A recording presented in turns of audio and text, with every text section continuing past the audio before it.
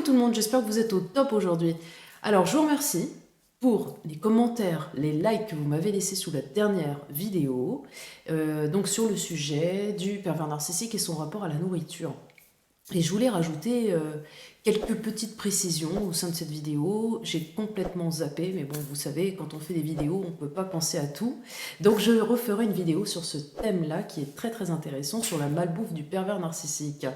Bien sûr, j'ai un dislike, donc le pouce vers le bas. À peine posté ma vidéo, voilà, le dislike qui arrive. Ce n'est pas étonnant, vous savez de qui ça vient, on ne va pas s'étendre là-dessus. Et donc aujourd'hui, j'ai décidé de vous parler du pervers narcissique et de la solitude. Pourquoi le pervers narcissique déteste la solitude? Et puis, bah oui, qu'est-ce qui fait que le pervers narcissique n'aime pas se retrouver seul? Je pense que vous vous en êtes aperçu au sein de votre relation.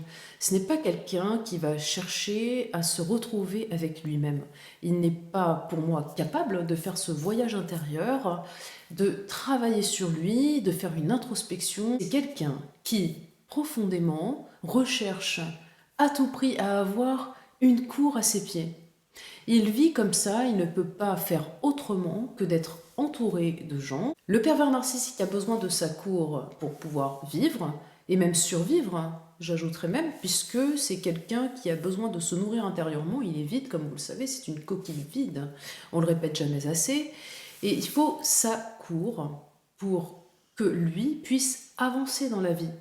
Voilà, mais ce n'est pas un lien sincère.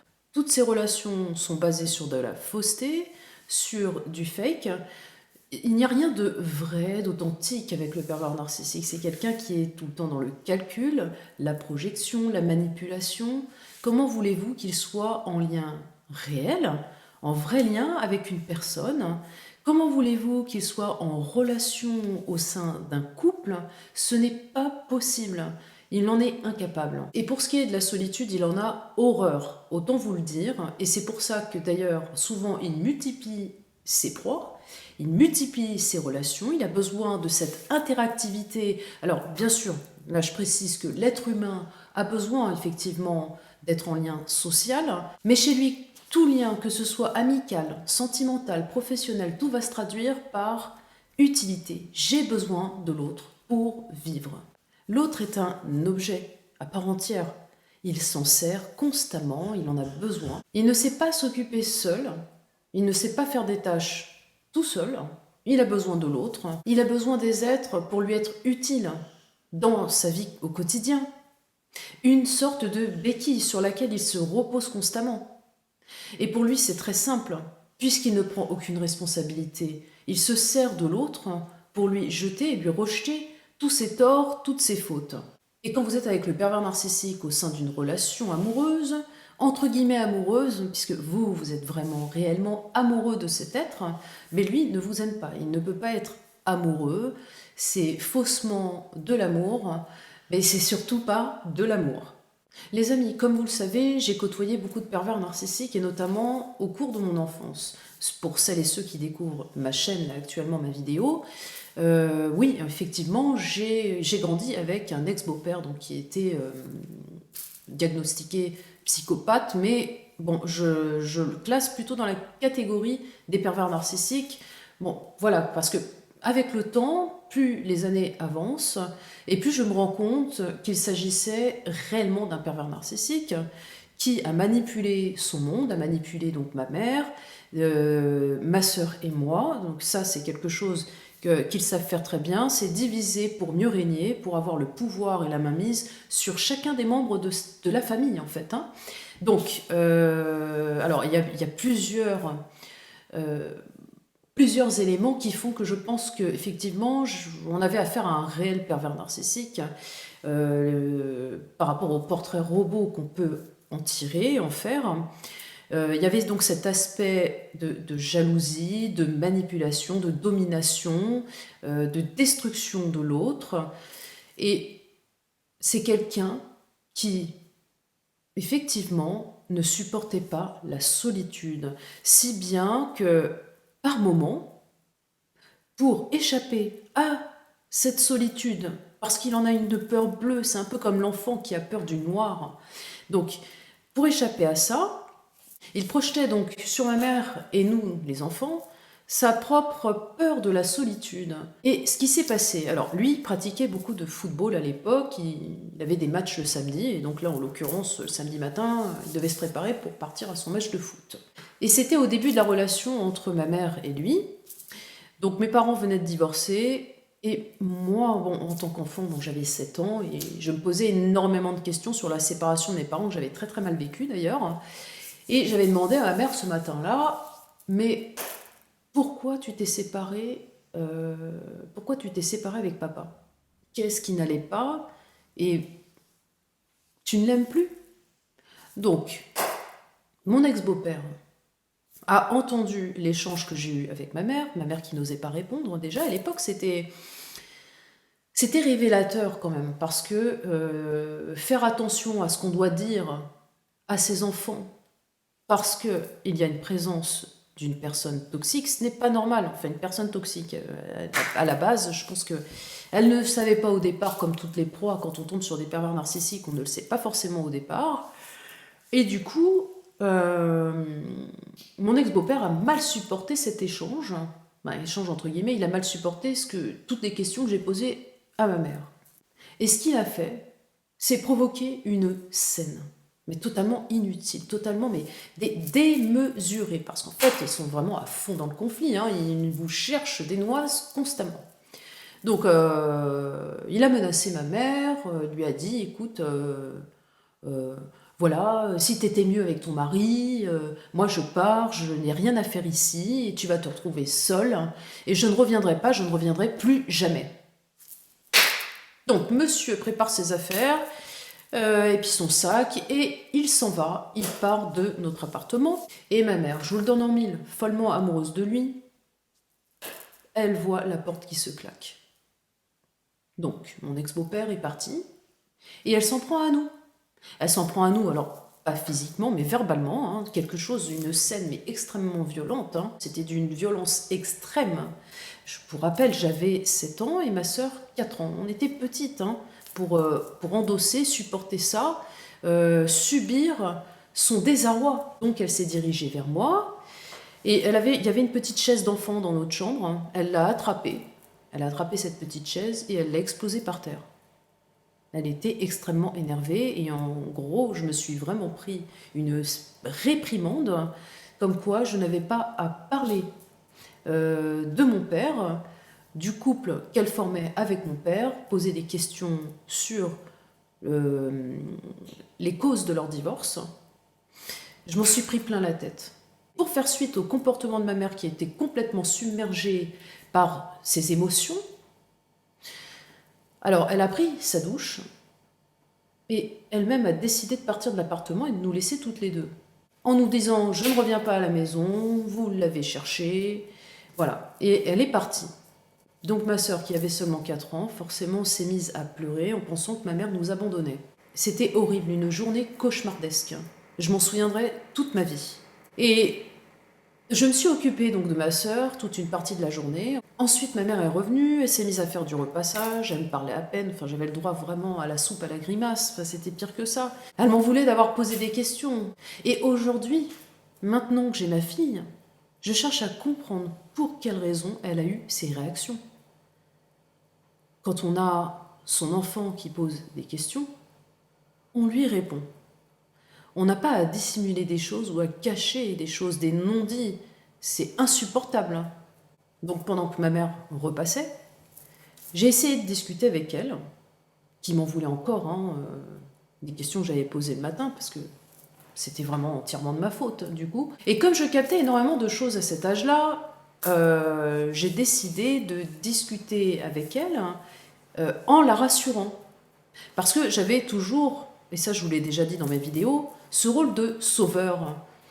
Et en fait, je lui disais, écoute maman, ne t'inquiète pas, il va revenir. C'est sûr, il va revenir, il n'est pas parti comme ça, il ne t'a pas abandonné, il va revenir. Donc j'étais déjà à un âge où je la rassurais. Et figurez-vous que monsieur est revenu à la maison, évidemment. Donc en fait, mon ex-beau-père, dans l'histoire, en tant que pervers narcissique, ce qu'il a fait, c'est projeter un bordel sans nom au sein de la famille qui auparavant était soudée avant son arrivée. Parce que lui, ce qu'il a fait, c'est qu'il a tout pété, hein. Il a pété tous les liens. Ça, il n'y a pas de souci là-dessus. Comme ils savent le faire, ils détruisent tout sur leur passage. Et peu importe que ce soit des enfants ou des adultes,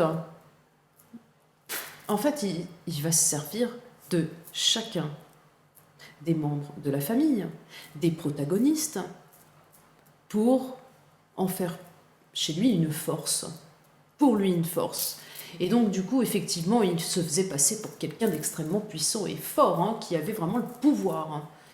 Tout ça pour vous expliquer, les amis, que la solitude chez lui est insupportable. Il va projeter sa peur de la solitude sur l'autre. Au sein de la relation amoureuse, c'est pareil. Exemple,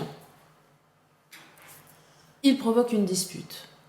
À ce moment-là, il a besoin d'être en no contact avec vous, de vous faire du silence radio. Attention, no contact temporaire, puisque lui, il a décidé ainsi, mais il sait à quel moment il va pouvoir revenir. Mais pour cela, il va vous faire traverser ce qu'il ne supporte pas. Il va vous mettre dans un état de manque, il va vous mettre dans un état de désert affectif, de solitude. Vous allez rester dans votre coin, vous allez souffrir, vous allez vous morfondre, à vous poser plein de questions, à vous dire « Mais pourquoi ?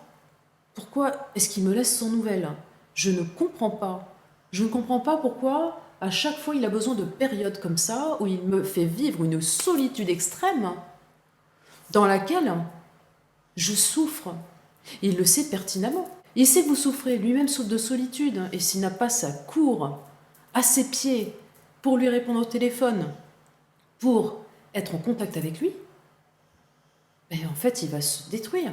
Le no-contact avec le pervers narcissique est la meilleure arme que vous puissiez utiliser contre lui.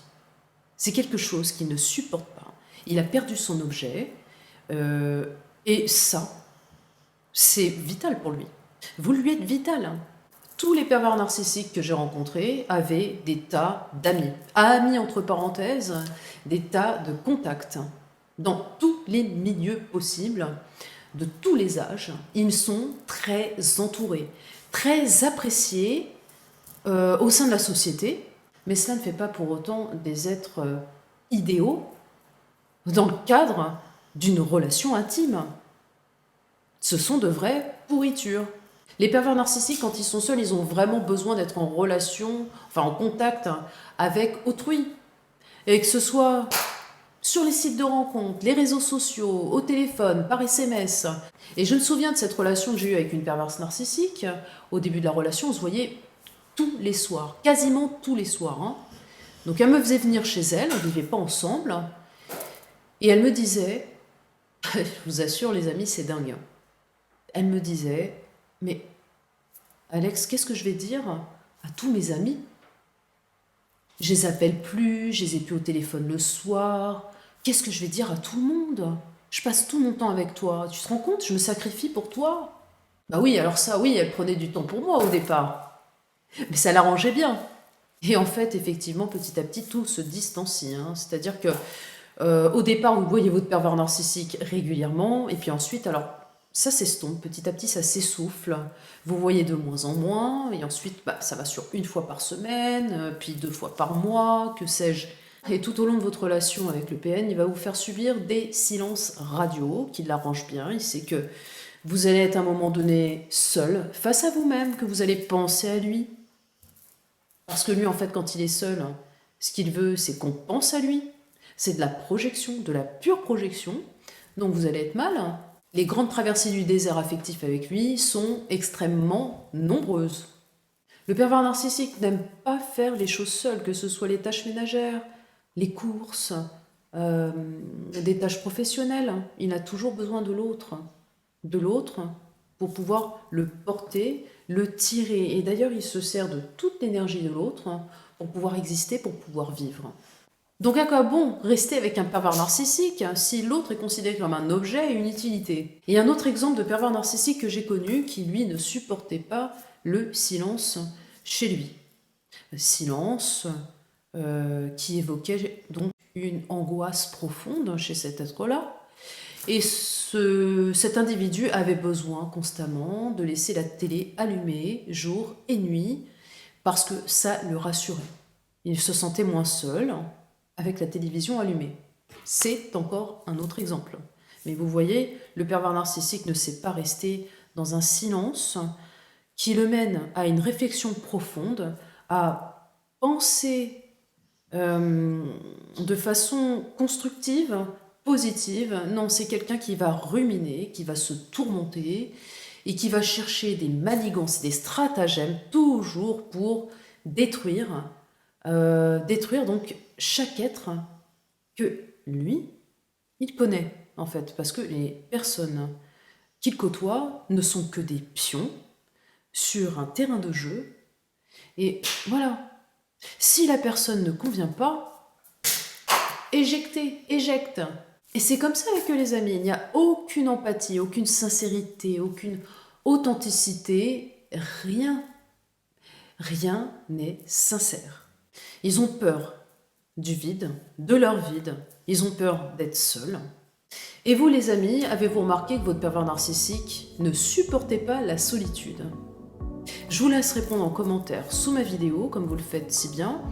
Merci de liker et partager celle-ci auprès des réseaux sociaux, et notamment vos proches qui en ont besoin d'être éclairés sur les relations toxiques perverses. Et voilà, je vous souhaite le meilleur, portez-vous bien, et puis je vous dis à très très vite pour la prochaine vidéo. Ciao les amis, des bisous.